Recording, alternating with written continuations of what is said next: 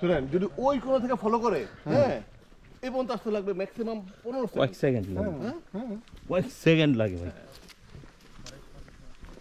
আপনি চোখের পলকে নিয়ে চলে যাবেন ভিতরে, আপনি বুঝতেই পারবেন না, মানে হরিণের কান এত তীক্ষ্ণ থাকে, ওরাও পারে না। ওরাও এই ধরা খেয়ে যায় প্রায়। ওরা যে একটা লাভ দেয় ভাই, এক লাফে মনে হয় 10 ফিট আপনার ওদের হলো গিয়ে 22 ফিট না 20 ফিটের একটা লাভ দেয় ওরা। ব্যাপারটা হচ্ছে কি, ওরা আটকে দমে, ওই যে হরিণ আর বাঘ যখন দৌড়ায়, বাঘ কিন্তু হরিণকে ধরতে পারে না, কিন্তু অনেকক্ষণ দৌড়ায় হাঁপায় ফেলে। ওই বাঘ কি করে আর পায়ে থাবা দেয় এরকম, মানে ওরে ল্যাংড়া করে ফেলে, আর প্রথমে ধরেই গলায় কামড় দেয়। প্রথম কামড়টাই গলায়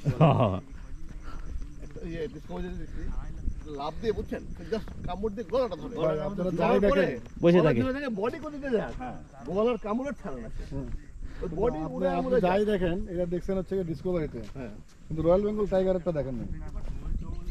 যা দেখছেন এর হচ্ছে গিয়ে যে ওই সিংহরে দেখছেন, চিতাবাঘে দেখছেন, এই বাঘে দেখছেন, কিন্তু রয়্যাল বেঙ্গল টাইগারটাতে এই থেকে যে আরো ভয়ঙ্কর, আরো হিংস্র। কিন্তু সবচেয়ে হিংস্র কিন্তু অলস হলো হিংস্র, অনেক হিংস্র, কিন্তু সবচেয়ে স্মার্ট আর অ্যাক্টিভ হচ্ছে গিয়ে প্যান্থারগুলি, কালো কালো প্যান্থারগুলি ব্যথা থাকলে এখানে আসে যেত না।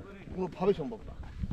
ওরা মানুষের মারার জন্য করে, ওরা পুরাপুরি মারে না, বাঘ যেরকম লাভ দেয় গলা কেটে ফেলায়, ওরা ওরকম করে না, ওরা দেখে খেলে মজা নেই। এদের মতন। হ্যাঁ, বিড়াল যেরকম ইঁদুর এরকম খাওয়া দেয় যেভাবে বাড়ি দিয়ে এরকম করে,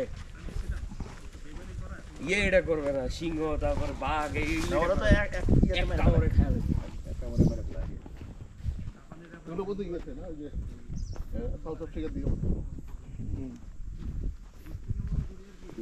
ওই যে সুপার ইলেকট্রিক চ্যানেল না সুন্দর ওই চ্যানেল বাপ শ্যাম ভাই বাপ ওই যে আমার বন্ধুরা এরা মিলে তো সাফারি ঘুরে